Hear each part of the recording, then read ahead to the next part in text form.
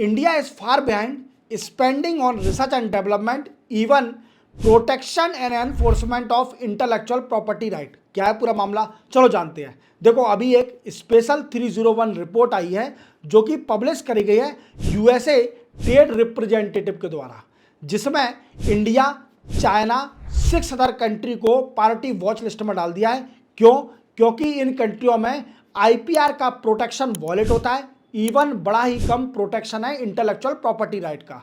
और इसी के साथ यूएसए ने बोला है India is doing very well to enhance the public awareness regarding intellectual property right, but intellectual property right के प्रोटेक्शन करने में इंडिया बड़े ही पीछे है।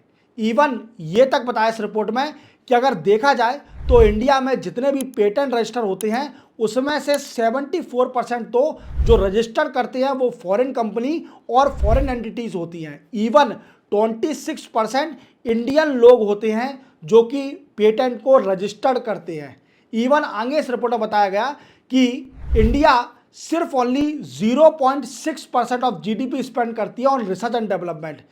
इवन 2008 में इंडिया ने सबसे ज़्यादा स्पेंड करा था, वो भी डेटा इतना कम था कि 0.8% of GDP spend on research and development. Even it is very less than the global average spend on research and development which is 2.46%।